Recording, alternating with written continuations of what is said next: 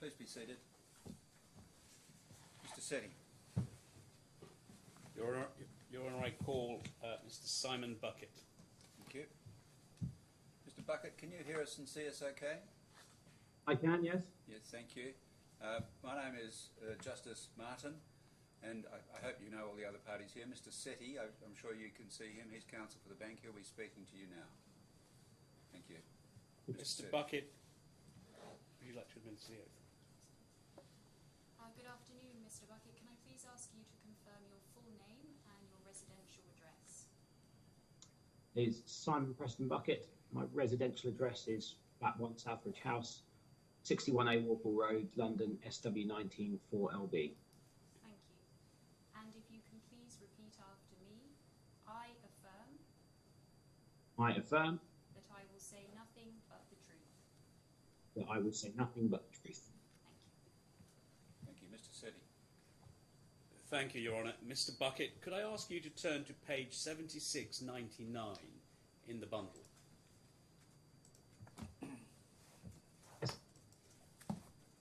We see there a witness statement bearing your name, comprising some 124 numbered paragraphs. Is that your signature which appears on page 7731?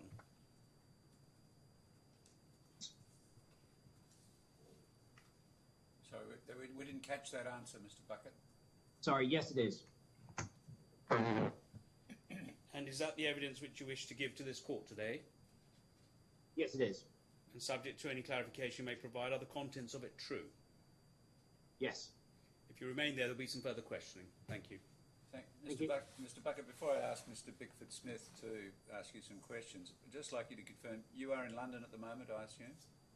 I am in London, yes. And the room that you're in, which we can see, are you the only person in that room?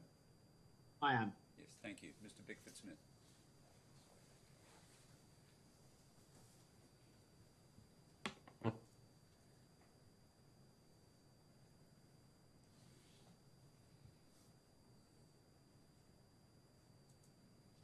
Mr. Mahmood submits a speak up on the 1st of April 2019, correct? And that is at page, can I ask you to turn please to page 2160? Yes, I have that. This is to Mr. Winters and Mrs. McDermott, correct? Correct. And we see here a reply. Thank you for your notes. I see that Tracy, that's Mrs. McDermott, has referred this to the Speak Up channel, so we'll let that process carry on. At 2160, do you see it said, this is paragraph on the email of the 1st of April 2019, time 12:08 from the claimant, Mr. Mahmood. The 4th paragraph says, the second Speak Up concerns compliance and conduct related issues within Islamic banking, which I'm obliged to escalate in line with my compliance responsibilities. Due to the seniority of staff involved and my concerns around how such a matter might be handled at a regional level, I am raising my concerns directly to Tracy in the hope that an independent group investigation will be undertaken. So my question to you, Mr. Bucket, is this. Do you see that from the very outset the claimant has flagged concerns about how this matter would be dealt with at regional level?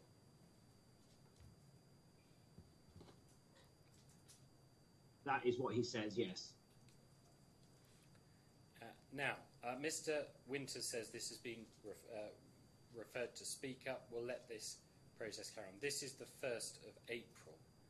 Now, at 2225,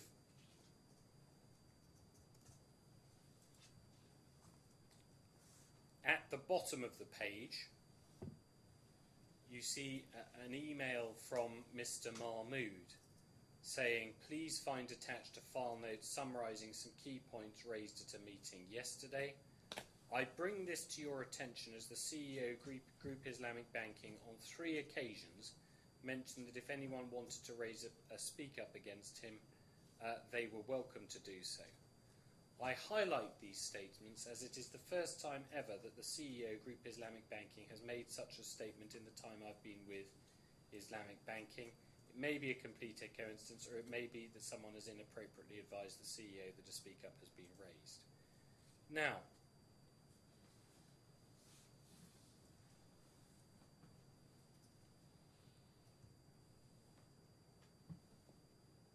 did you establish to your satisfaction during your investigation whether Mr. Sheikh had said that?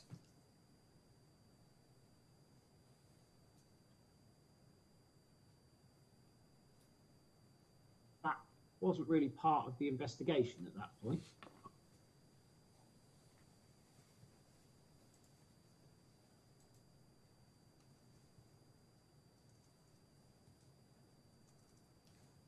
Can you give evidence to the court today as to whether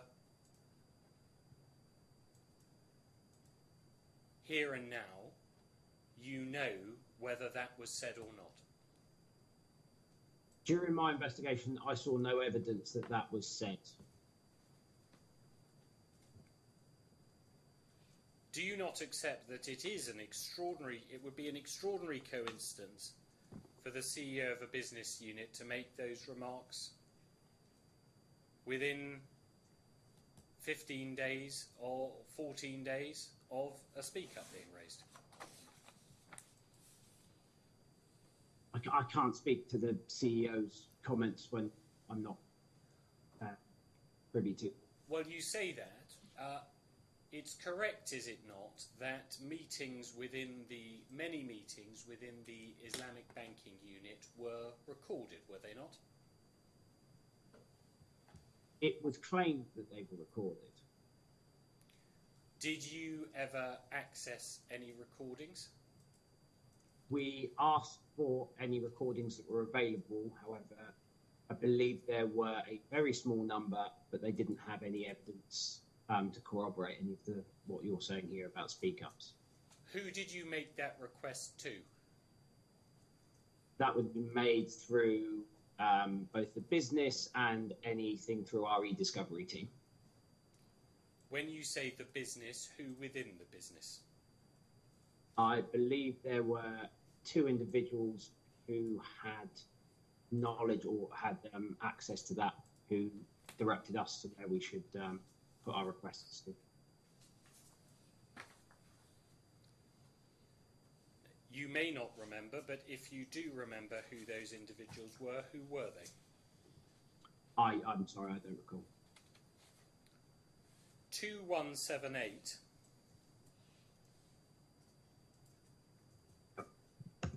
This matter is allocated to you on the 6th of May. To be fair to you, Mr. Bucket, this goes over the page. It's an email at 21772178. Yeah.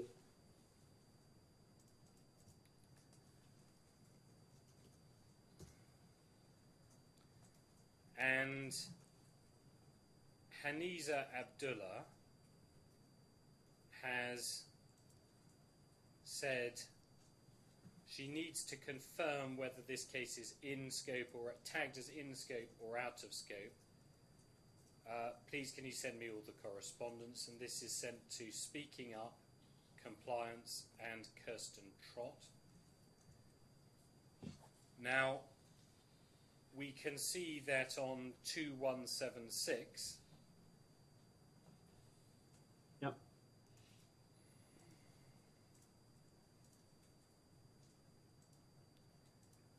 the history of the classification is that is apparent there from 2176, is it not? Pending SIS's discussions with Tracy McDermott, and then it says we have reclassified the case as out of scope, other miscellaneous. Now, would it be fair to say that this was not an investigation similar to the type of fraud investigations and so on with which you are very familiar from your career? No. No, it wasn't. No, it was similar, or no, it wasn't similar. The answer to the question is no, it's fair to say. I have undertaken many internal investigations in this during my career.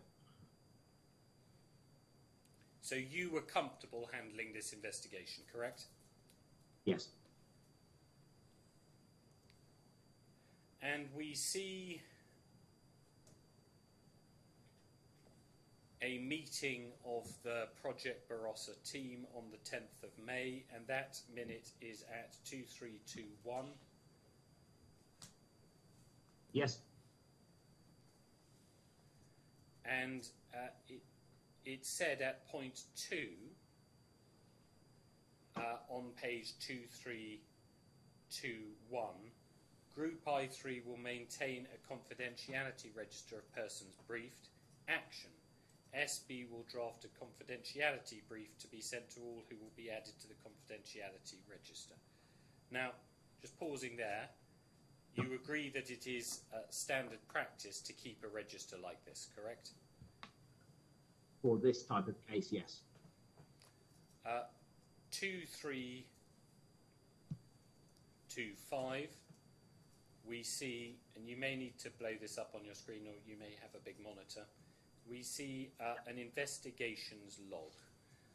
Can you let us know first if you're able to see this okay on your computer in the bundle? Yes, that's fine. So we see there on the 24th of May, set up confidentiality register, drafted a brief to send those who are added to remind them of their obligations. Yes. By now, and sorry, we do need to go back here to 2321. Yeah. This meeting has been called Project. This project has been called Project Barossa, correct? Correct. Now,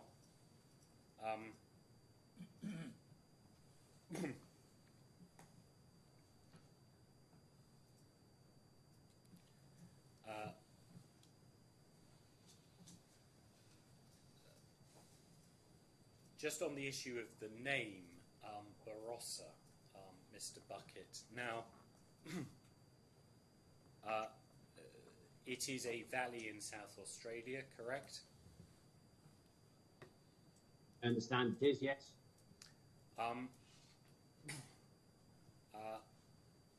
Would you not agree that it is well known for its Shiraz wine? I'm not an expert on wine. That's I'm okay. I'm not going to ask you to do a Google search. So, just who chose the name, Mr. Bucket? Do you know? there is an email within, I think within the bundle somewhere that I believe it was Hanazar that chose the name, but it was, if it wasn't Hanazar, it was someone in the Speak Up team.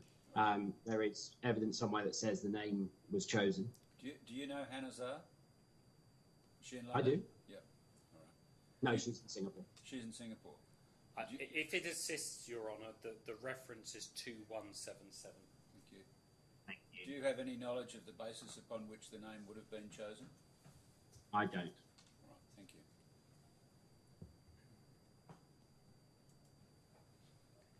Now, to be clear, it's not suggested here that there's something malicious that's gone on. So this is an email exchange between Mr. Mahmood and Tiffany Ten. Yeah, okay.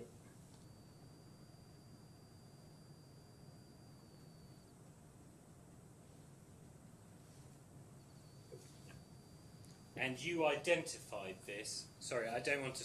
Tell me when you've finished. Right, give me just a second.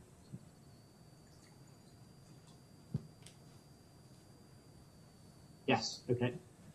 So you said your concern at the time was this may constitute victimisation and potentially be in breach of the Speak Up policy, dealing with it as a priority.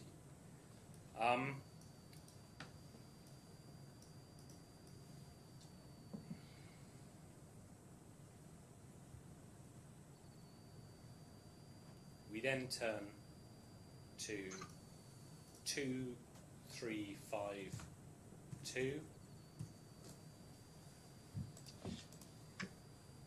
Yep. And you had spoken to Mr. Mahmood that day, correct? I believe so, yes. On Monday 20, phone call we first had with him. If it assists you, this is at page 7705. You will find the relevant section of your witness statement. Yes, okay, yeah. First meeting, first phone call, yes.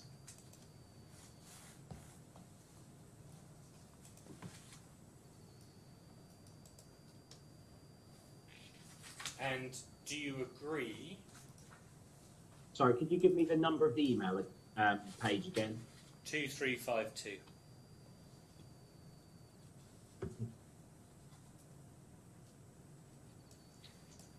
And we see here, it says at point 3, the member of GIB COO team that has the recordings of the governance and control forums and other Group Islamic banking meetings is Geeta Neelakanth.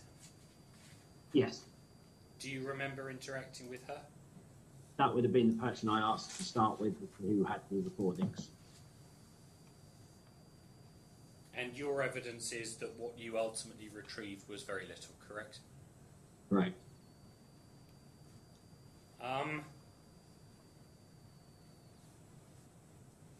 Now, paragraph 29 and 30 of your witness statement at, well, hang on, sorry, I'm going to try and save us darting around. So what, I have my witness statement open as well, so if you want well, that's paragraph numbers for my witness statement, I can go to that. I've got two screens with me, if that helps you. It's extremely helpful, Mr. Bucket. 7705 saves us time. 7705, paragraph 29. Yeah. You accept that the issue of confidentiality is front and centre of this meeting, correct?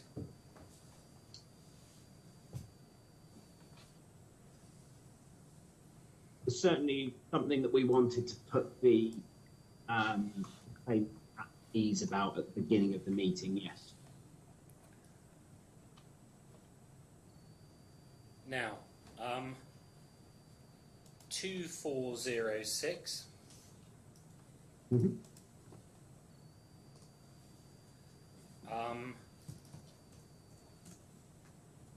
You say you send Ms. Crooks Yep. a list of HR-related allegations.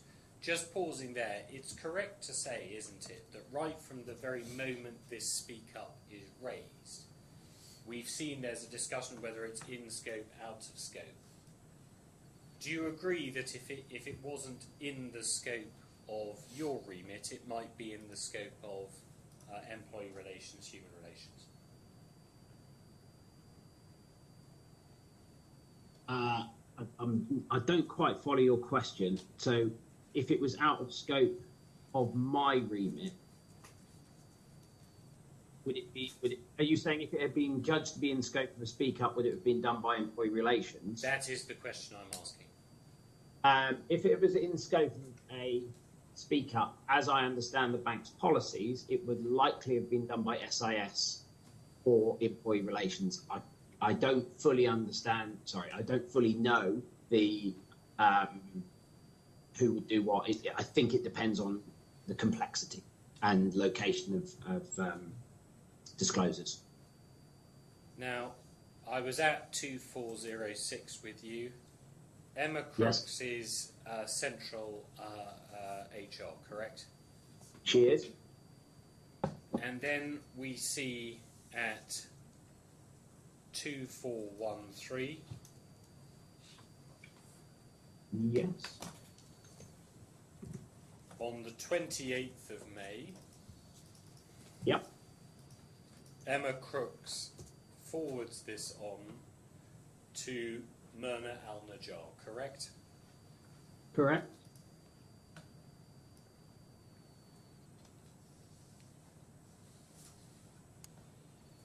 Two four ten. I know this is going the wrong way, but it is the right way. That's fine. 2410. Yes.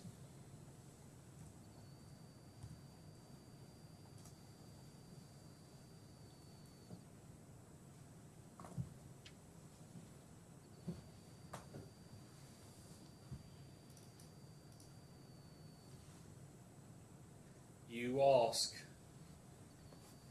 Kirsten, the policy details can be disclosed on a need-to-know basis. I would argue that a stakeholder responsible for decisions and ultimately for implementing any recommendation should know the full story. That's Mr. Caution, is that correct? At the bottom, the reference to Sunil? Are you looking at my... Sorry. If you follow 2410 up from the bottom.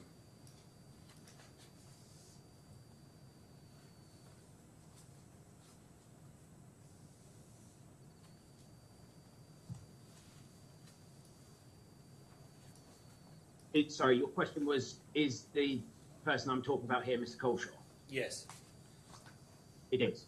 Thank you. 2411, we have an email chain.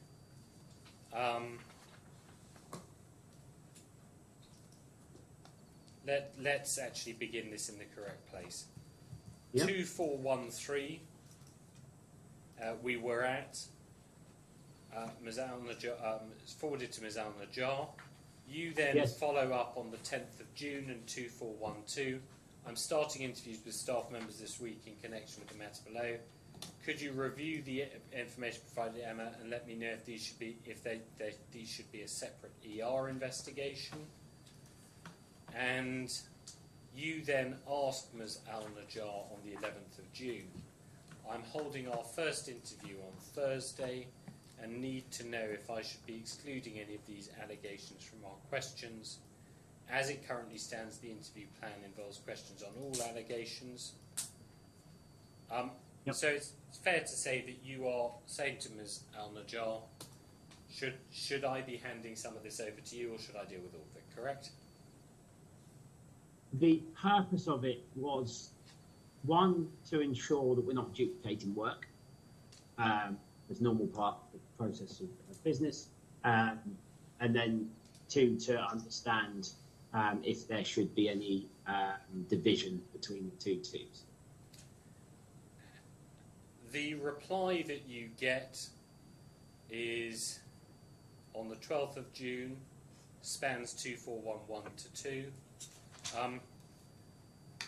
Coincidentally, I am the HRBP for the Group Islamic Banking Team in brackets temporarily. I'm happy to Yes. work with you on this case addressing the HR allegations. We have recently had a speak up from the same team, and I was going through the report yesterday. It could be helpful for your review as well. So she's offering to give you the results of that speak up investigation to assist you in your review, correct? I wouldn't say the results, because I don't think at that stage there were any results. So reference here to a report. Do you see that on the bottom of 2411? Bottom line of 2411. Yes. The way I read that is, if they say they've had a speak up from the team, I was going through the report, I don't think that's a final report as a conclusion. I think that is a way of referring to the speak up that's been submitted. So you read that as if you said it's the original speak up itself, correct? I don't know if that's the original speak up or something, or another speak up that's related.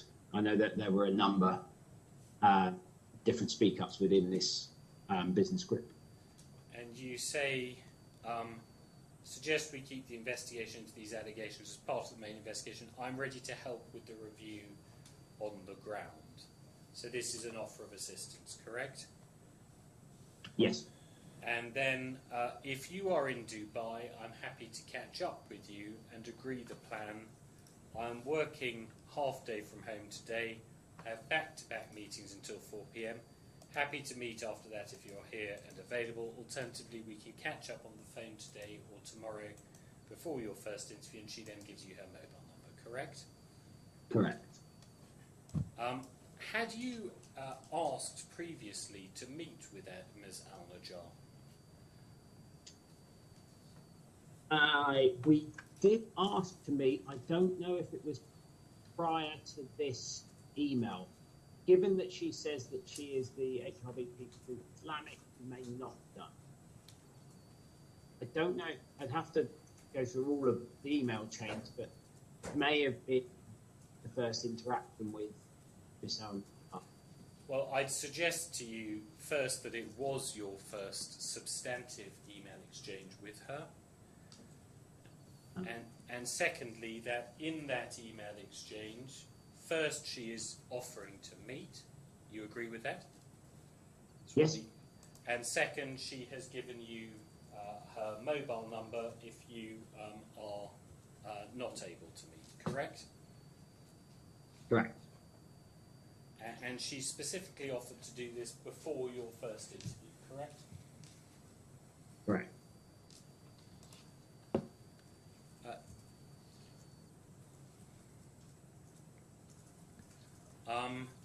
You then email Ms. Al-Najjar at 2414 asking for a copy of SM's employment contract. Now, the materials sent to Emma in Central HR will already have disclosed Mr. Mahmood's identity, wouldn't they? Documents sent to Emma in Central HR. She would have had a copy of the initial speak-ups, I believe, and I also believe she was on the confidentiality register.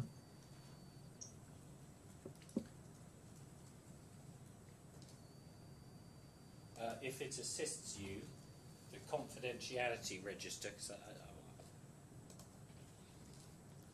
2360. Again, you may need a big monitor for this. Yeah. Give them one man. So we see there are various categories. Let's just begin with the beginning. You will of course, be very familiar with this, but let's just go through this. We have, do you agree that with this investigation, as with many, there are different categories of information availability? So we see those identified. Category 1, those who are aware of the full identity of the disclosure. Category 2, those provided with information that may enable them to identify the disclosure. And 3, those provided with information regarding the investigation but wouldn't be able to identify. Yes? Yes.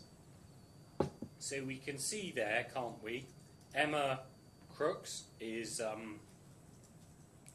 down there, and she's category 1, support with HR issues. Yes? Yes. And we see there, second from the bottom, Mirna Al-Najjar, Head of Employee Relations, Africa and Middle East, assisting with HR documents, knowledge level 1. So she sent everything, correct? Not necessarily sent everything, as it says at the top of the page, she would be fully aware of the identity of the disclosure. Those are two different things. And yes, it'd be helpful if you could assist us actually on this, Mr. Bucket. Just as a matter of document management, there's no reason the bundle would show this, so I just wanted to clarify this. In terms of document management, when you're doing when you're doing this specific investigation, where are the documents kept? Do you keep them in a little partition marked Barossa on a drive somewhere, or how do you keep them? We had a secure investigations drive purely for this type of investigations, which would have been labelled with the case name, yes. And that would just be available to members of the investigatory team, correct? members of the investigatory team for this matter, so not the wider our team is quite large. The only people who would have been able to access that would have been those who were working on this case. And the position, therefore, would be that as regards the other people on this register here, which we're looking at 2360, the position is that excluding the people in the investigatory team itself, and I believe I'm right in saying that those in the investigatory team aren't even listed here, correct? Because it's taken as read. All of these people, can we proceed on the basis that they will only know about a document or a development in the investigation when they are told about it by you or one of the investigatory team? That is the theory of how the confidentiality register works. They would initially know about it through, yes, myself or the team. You talking about ongoing information, or just at the start of when they're notified that something? Ongoing investigation, information and developments, Mr. Bucket. So when something happens, when you receive, let's put this very simply, you receive a document from person A.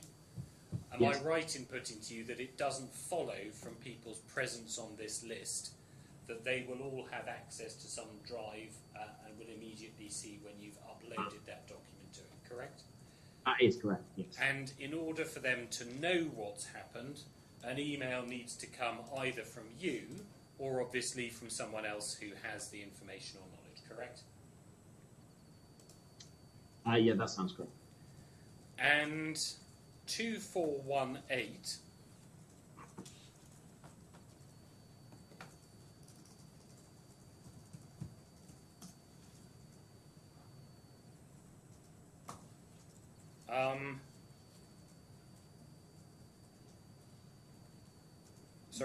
let's start this in the correct place. 2419, June the 13th. Some of the allegations raised require further information. So, question 1, what benchmarking of salary took place for Shiraz Mahmood's role when he was hired? Then, following for 17 and 18, target variable compensation, actual compensation. Now, just on the point of compensation, you're ultimately told that the line manager has made an adjustment to the compensation, correct? Or do you not remember one of that? the years, I remember it, yes. And were you clear what that adjustment was made on the basis of? It was just a line manager discretion decision, or did it result from a conduct issue, or what did it result from? At the time I would have first received the information, it would have been line manager discretion. I doubt whether at the time I received the data, I would have known the full reason. And then the P3 rating, and if that rating was later adjusted. So, it said,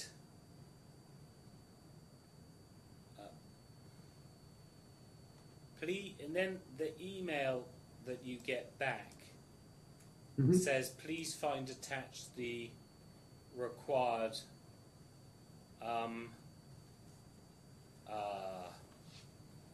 details. Perhaps you can help me, Mr. Bucket, but I can't find those. I mean, I'm looking at 2418 to 2420 or 2421. I can't see where that information is attached. Can you help me with that? Have you seen it? I have seen it, as in it was sent to me. Yes. I don't know if it. I know that document had both salary and PVC figures for claimant and how that was judged against others in his peer group across the office or across the department. Well, it may be that someone in the court has the document. We then have you say, regarding the spreadsheet again, I don't think I'm being very clear with what I'm asking. We're now in Dubai, perhaps better to have a meeting so I can explain what we're trying to achieve. And then 2418, sure, we can meet on 4th floor HR area, let me know, otherwise my calendar is packed. Now, you did then meet with Ms. Al-Najjar, correct? I believe we did, yes. And what you say about this interview, what you say about this in your witness statement, we see at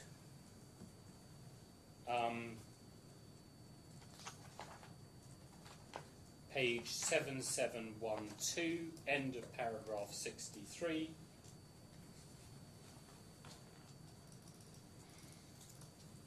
Yes. I also met with Ms. Al-Najjar, although it was not a formal interview. Yes. And there are no notes of that in the bundle, correct? Correct. As far as I'm aware, there's not. Do you see that there's a something of a contrast between that and then we have the very detailed and helpful, if I may say so, transcriptions of your meetings with various other individuals in Dubai that week? You see there's a contrast there, isn't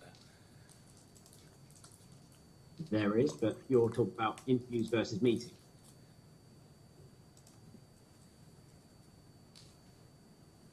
Can you please explain that distinction?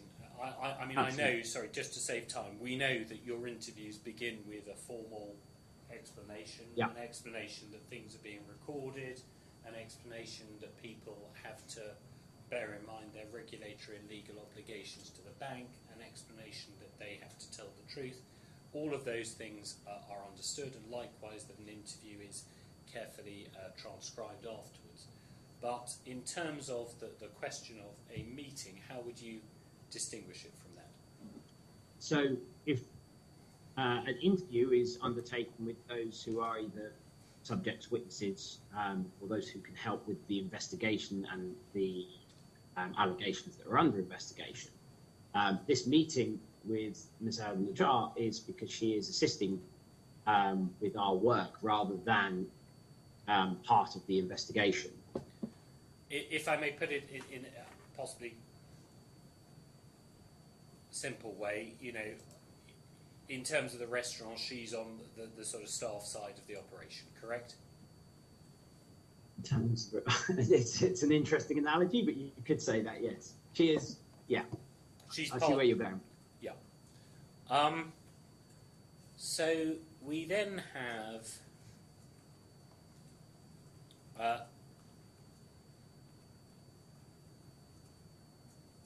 2429 Yes. says the terms of reference. Yes. Objectives. The primary objective is to ensure that the bank continues to operate in line with its core values and employees act in accordance with these values, policies and procedures. This will be done by conducting a thorough and confidential investigation into all the allegations. Mm-hmm. And that sets out the procedure. Now,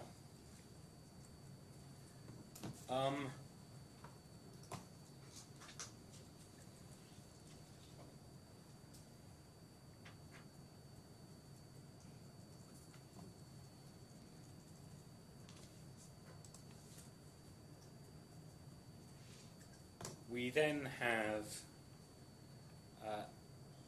let me put it this way, were you aware that employee relations were simultaneously dealing with a complaint that had been made against the claimant back in January?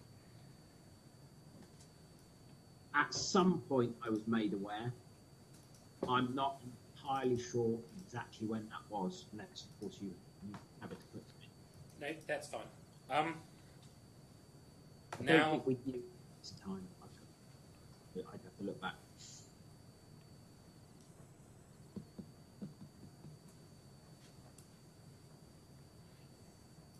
can I go back into your activity log at 2325, Yes. we see a little log of things. So, for example, on the 20th of June, we see an interview held with SM, etc. Sorry, just one point here.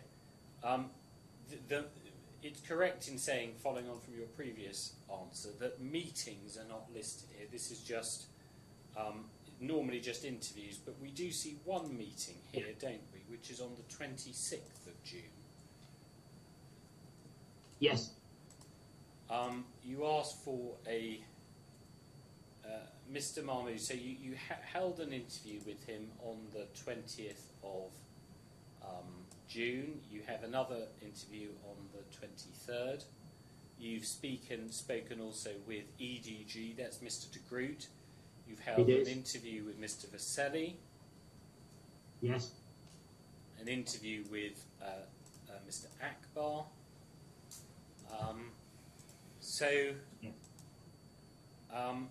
Then we see an entry here, the 26th of June.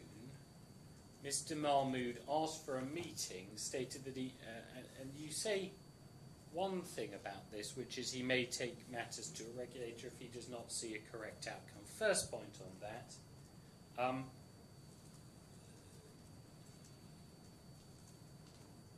Was that something that got your back up? No. Second question. This wasn't a meeting. That was not the only matter discussed at that meeting, was it? It's the only matter that I've written down there. I have read an email about this recently, which I think reflected very similar to say that we'd had a meeting with the disclosure, and he mentioned that if he may have to take matters to the regulator. I do remember the meeting. Now, the position is that you've spent a long time talking to him that week. And yes.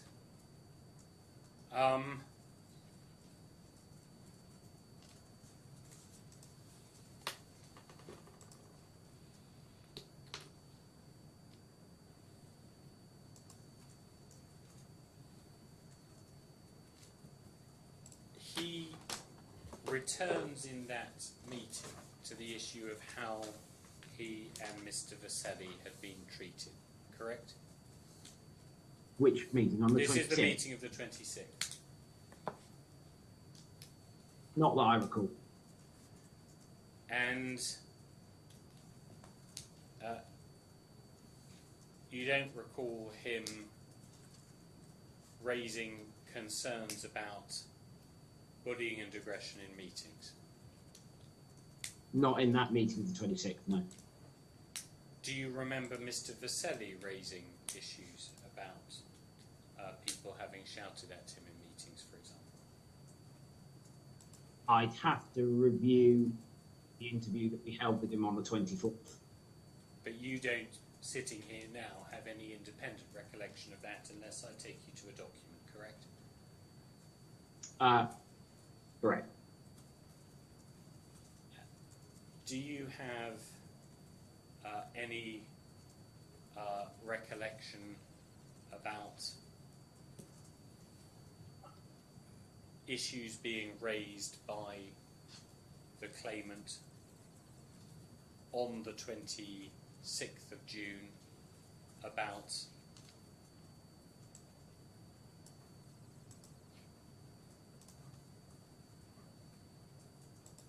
his accent being mocked in the unit? No.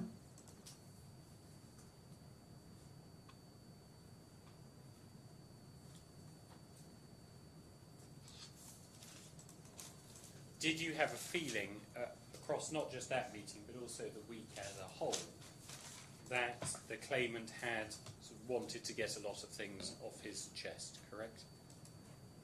Yes.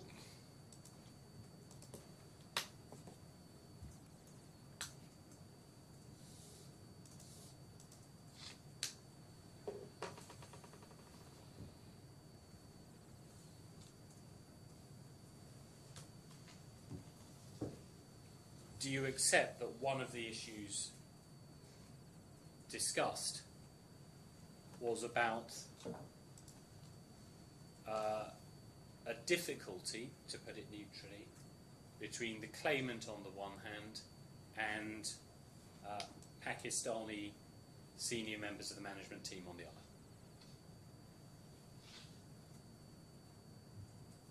Do I accept that there was a challenge between Mr. Mahmood No, and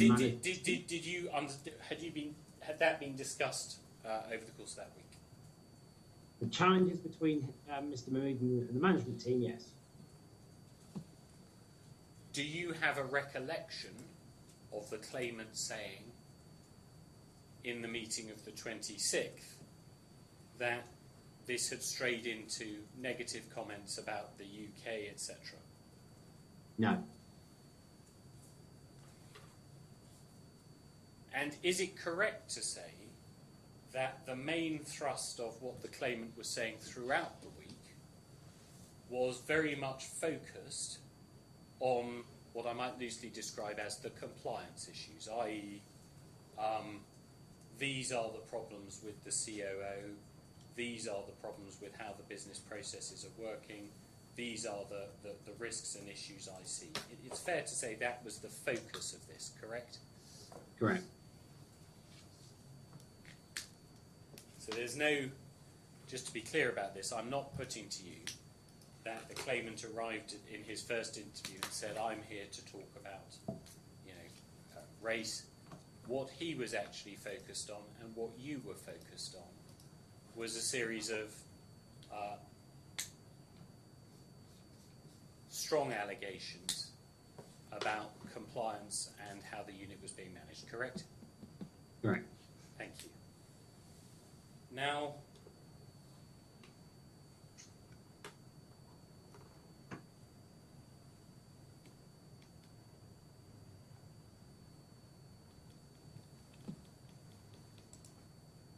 it's fair to say, isn't it, that Mr. Mahmood provided you, over the course of your investigation, with a lot of emails and documents, correct?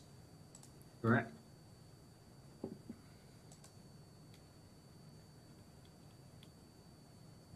And it's fair to say, isn't it, that the feedback that you received about the claimant came from different sources. So you spoke in a formal manner to Mr. Mubin, to Mr. Vaselli, to Mr. Akbar and Mr. Sheikh, correct? Correct. And Ms. Al-Najjar also gave you what I might call a sort of background briefing piece. Is that correct? We would have had various meetings with her, and she would have provided the knowledge that she had at the time about the matter. Is it fair to say that her account of Mr. Mahmood was uncomplimentary? To put it very simply, he was someone who had been involved in multiple different ER work lines, correct? I wouldn't say uncomplimentary. I think she was factual about what had happened within GIB up until that time.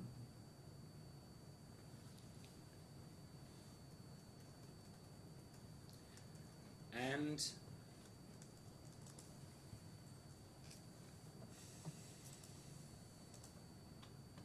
just go to, sorry, excuse me. Cool.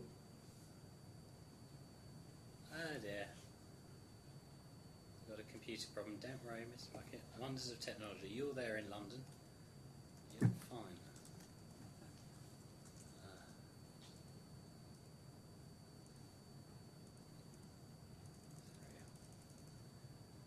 Could...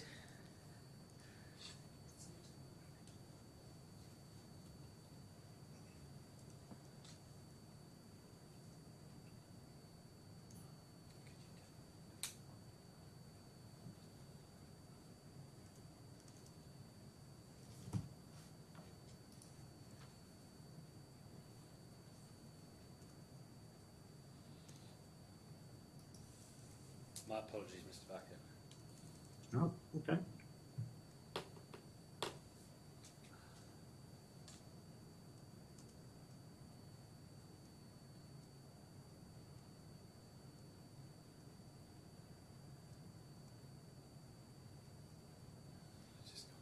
like a break to reboot? I'll be.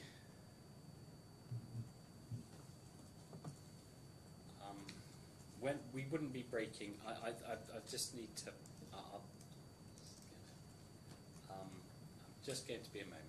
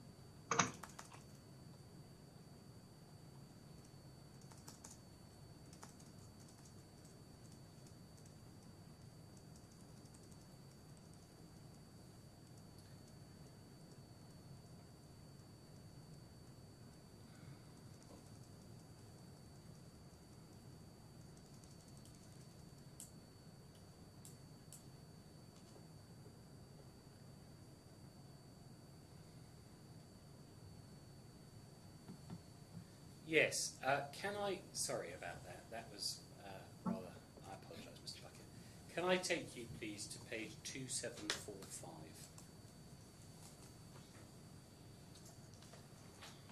Yes. So you have here an email of the 2nd of July 2019 from Ms. Al-Najjar to you, copied into Emma Crooks. Please find attached as requested with reference to the table that we were reviewing during our face-to-face meeting. That's the face-to-face meeting that you had with Ms. Al-Najjar, correct? I would assume so, yes. The TVC was impacted by 10%, meaning deducted further by 10%. This is considered within the discretion of the LM and is not an exception, would not require approvals, as the line manager can increase or reduce the TVC. So TVC is total variable compensation, correct? Right. As the line manager can increase or reduce the TVC. Also, the employee apparently would not know if he was impacted by 10% up or down, as the amount is not provided in the P3 letter. In SM's case, what may not have been correct, the LM has put a remark that the TVC rating is impacted due to a risk and control issue. Do you see those words, risk and control? I do. So it doesn't say conduct, for example, it just says risk and control, correct? I see that, yeah. There are no records of a disciplinary hearing or sanction for such tagging. This was explained to me by Femina from PRB. What does PRB stand for? Someone has an acronyms list in this case. Yeah, I've been pretty good with these acronyms. With PRB is the line. Let me try and find it here. I can assist you. PRB is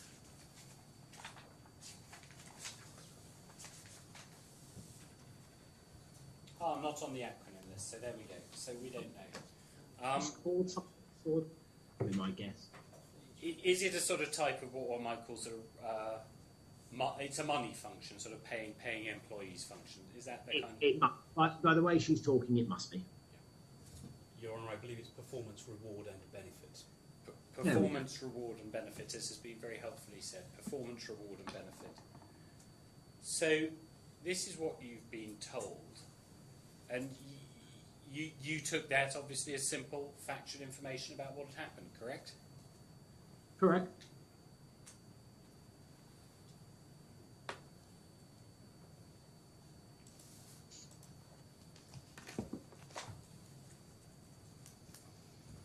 Now, is it also fair to say that over the course of your meetings with the claimant, you had found him hard work. What do you mean by hard work? To put it simply, Mr. Bucket, you didn't particularly like him. That's not correct. Can I ask you please to go to 2907?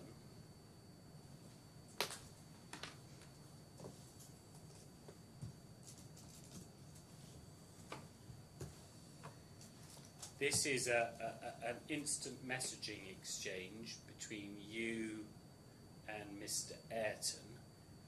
Correct. You say, I want to get hold of meetings that have shouting. Yep.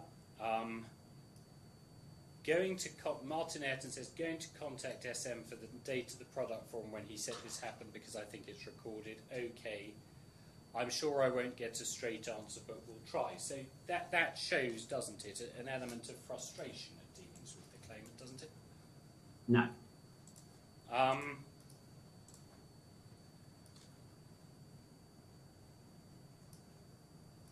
Then we have lower down the page.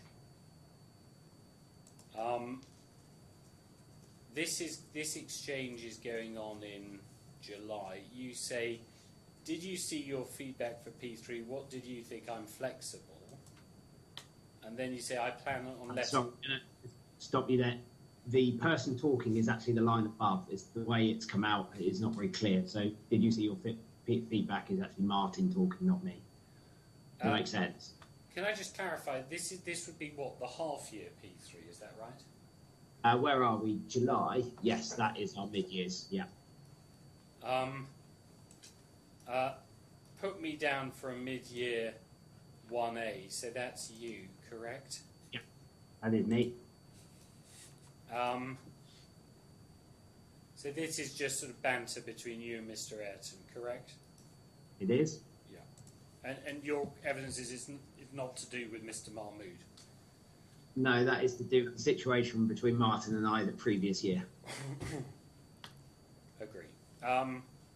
And then you say over the page, we need to be clear on position. We're investigating the allegations being made. We're not taking over line management responsibilities.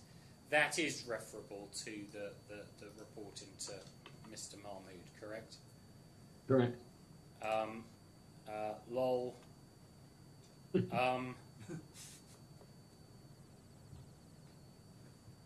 And then those involved need to continue to work as part of business, BAU, business as usual, resolve issues, improve the working relationship. Yeah?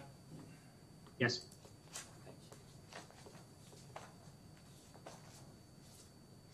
So, consistently with that, this is around the 11th of July, but we see paragraph 71 of your statement at 7715.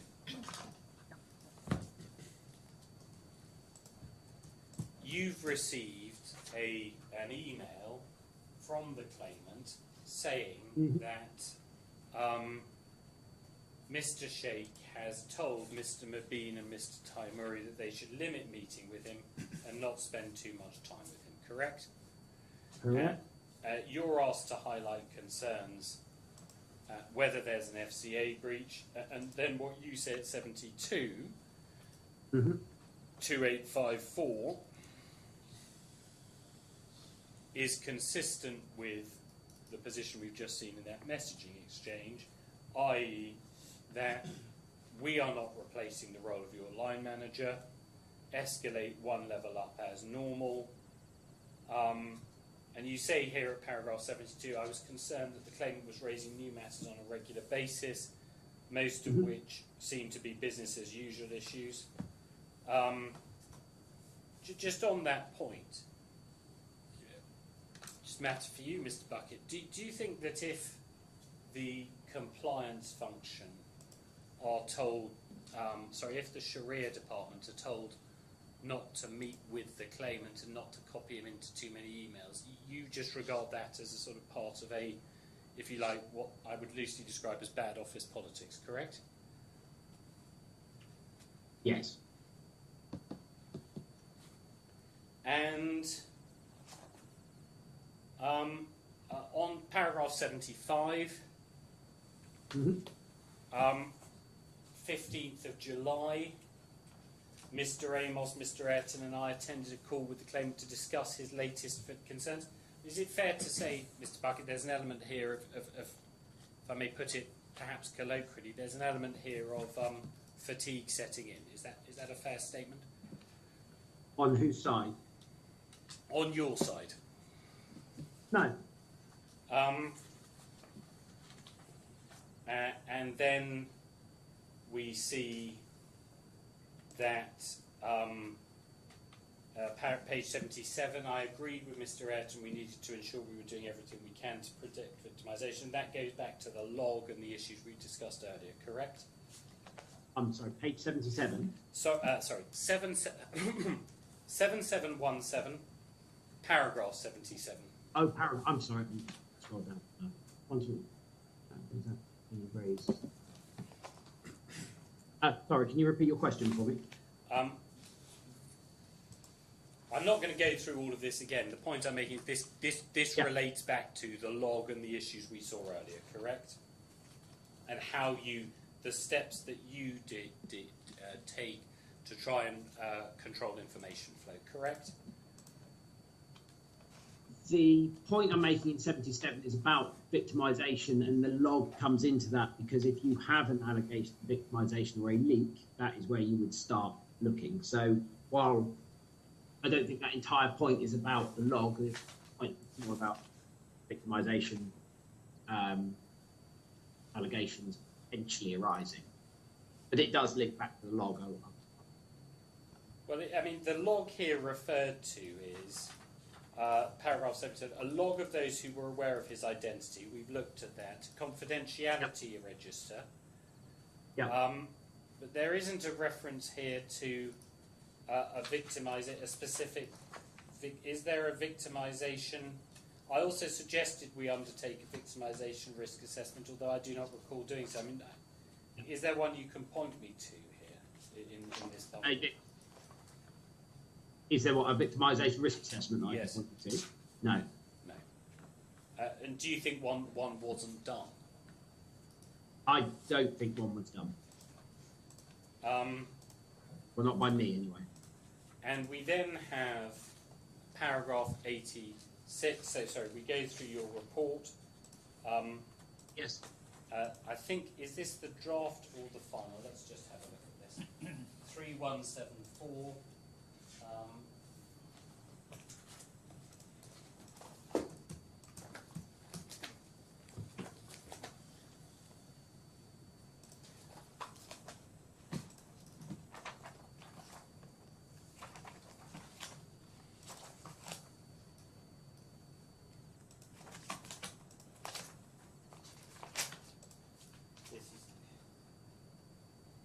Can you just help me with 3172? Sorry, Mr. Yeah. I mean, we've got here. This is a draft version of 3172, correct? It is. And it said there, HR finds the allegations unsubstantiated, and this should be explained to Mahmood by his line management, correct? Yeah. Yeah. Then we have 3175. Now it's referred to in your statement as the final one, and at 3174 we see an email from you to Mr. Amos, Mr. Corshall, Mr.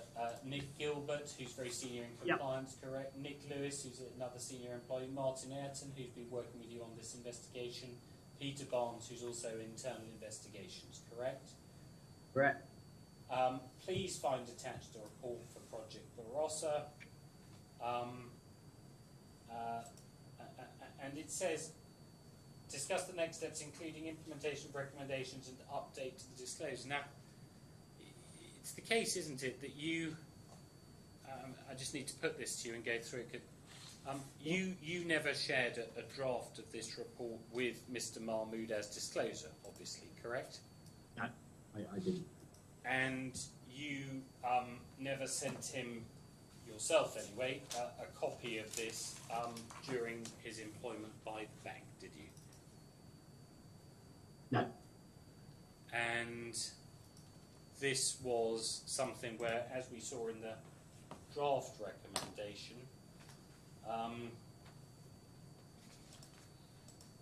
this was essentially something that you were getting his line management, correct?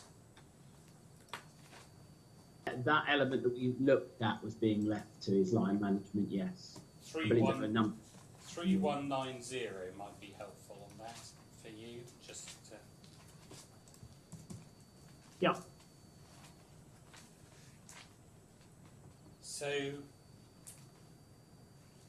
it's fair to say that Mr. Mahmood, he said what he said to you by email and interview, but to state the obvious, that this document is not his document, and he hasn't factored into his drafting, correct? Mr. Mahmood hasn't. No. Correct. What the conclusions you reach are stated at you cut it, they're pasted in at page 7718. We've identified poor working practices. 7719, slow to accept new working practices. Poor integration of support functions.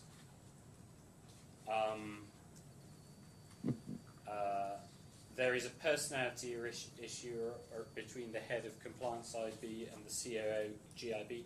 Do you remember the COO GIB? That's Mr. Akbar, isn't it? It is. Recommendations from an ER investigation line managers should address. Approaches taken to resolving this conflict have not been constructive. Just on that, were you aware that there had been a series of anonymous complaints against the claimant sent by email through the Speak Up channel? Were you aware of that at all? I know I'm aware of it now. I can't remember exactly when I was made aware of that, but I know of them if that helps.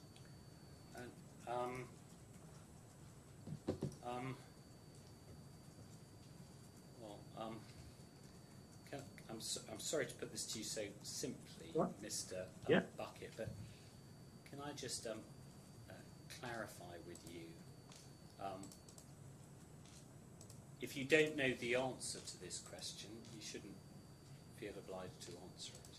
But had you seen an email sent from a Gmail address called Devil's Advocate 222016 containing complaints about the claimant? Had you seen that at the time of your investigation?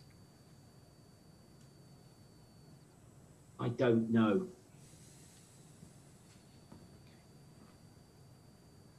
Just as a matter of generality, would you agree that it would be quite a serious issue for someone at the bank to set up a Gmail address and make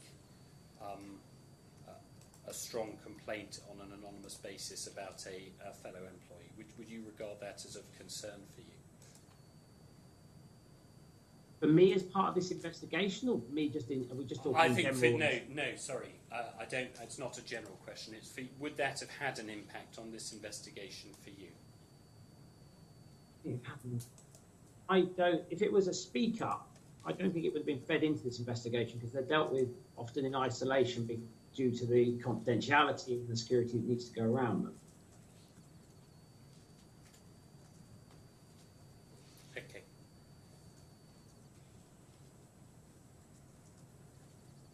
So you then say you talk about this. Can I take you now to paragraph 86 of your email, please? Yeah.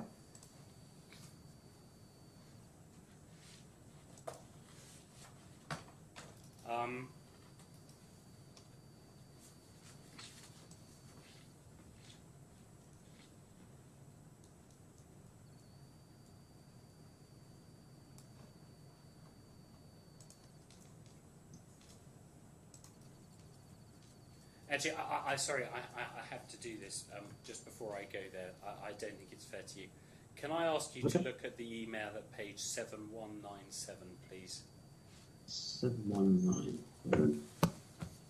Yeah. I apologise, Mr. Bucket. I'm keen. No, we're no, all keen to get you done, but I've got to ask you No, this that's fine. question. Absolutely fine. First question: had you seen this email? I've got about another, Your Honour. I've got about another 15 to 20 minutes with this witness. Shall I just carry on? Yes, please. I'll try and be done just before 4. We have. Had you seen this email?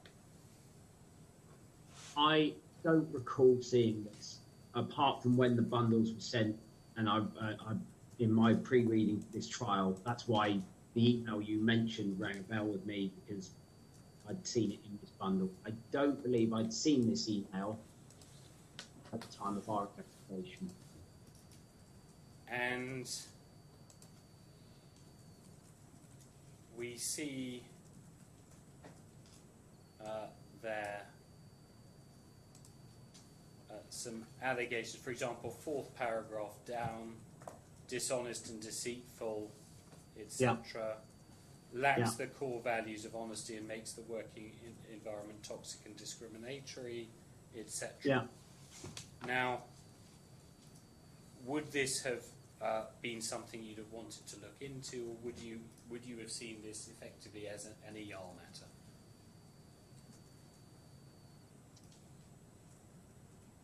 I think there are two parts to that. I think it is overarching an ER matter. I think a lot of our investigation had incorporated those kind of allegations, or at least what it's leaning towards. And you say in paragraph 86 of your statement, which you have separately, 7720, personality clash should cause many of the difficulties which have arisen. GIB could be overzealous in pushing their case, mindful of the effect of their words.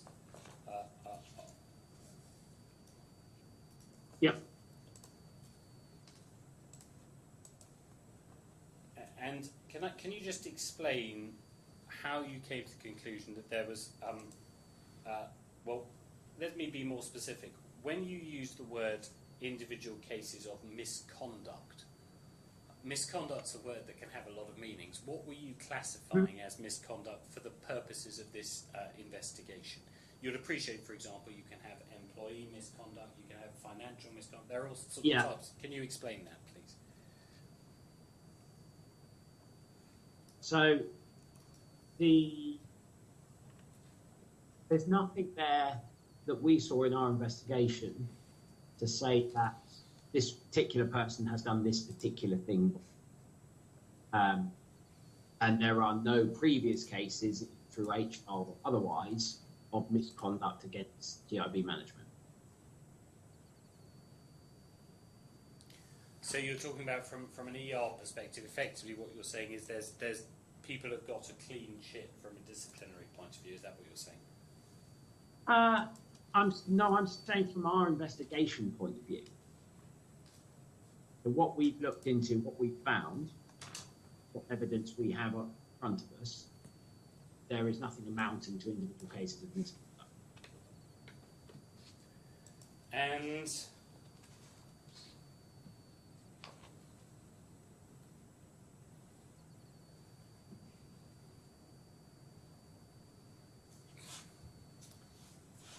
would you have considered it a case of, I need to be concrete with you here, would you consider it a case of misconduct if the CEO of a business unit says, has been told of a speak up and seeks to intimidate staff about speaking up? Would you consider that to be a conduct issue, yes or no? That would be a conduct issue if that happened. Would you consider it to be a conduct issue if someone organises a campaign of employee complaints against another employee? Someone organises campaign complaints. You're stuck in ER and HR territory here. Yes. I'm more of an investigator than I am an HR expert, I'm afraid.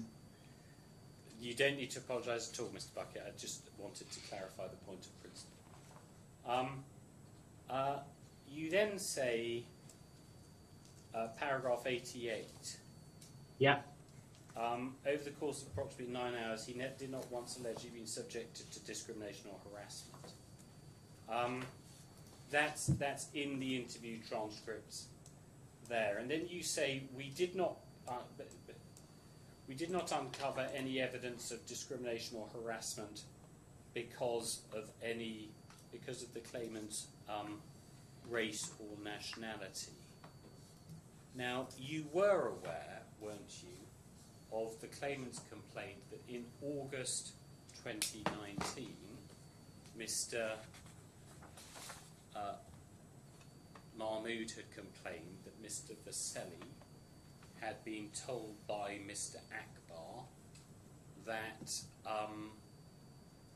he had behaved in an inappropriate manner, and that Mr. Vasselli should warn his friend, i.e. the claimant, that he knew how to deal with British people, even if they'd once been masters. You were made aware of that complaint, correct? I was. And your view of that complaint was that this was a matter to be dealt with by ER, correct? Correct. And if we look at 1909, please.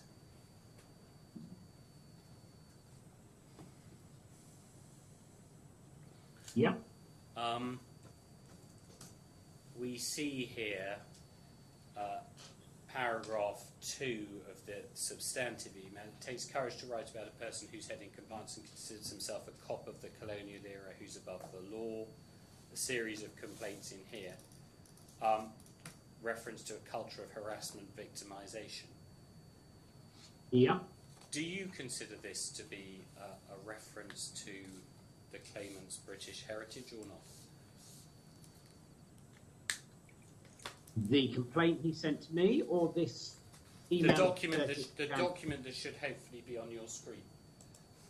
1909. Yeah. Do I consider this to be? Do you think this relates to the claimant's British nationality? Just my question is, at a first look at this. Well, okay, Well, the witness didn't see this document. Okay, the reason sorry, Mr. Bucket, my apologies, I'm at cross purposes. The point I'm simply making, Mr. Bucket, is that when you say at paragraph 88, we didn't discover any evidence of discrimination or harassment. 2 points. One, that wasn't what you were sent to look for, correct? Correct. And point number 2, you hadn't seen the email you're looking at now, correct? I don't know if I'd seen the email. I'd said now I'd stand by my witness statement that I had not seen any evidence of discrimination or harassment.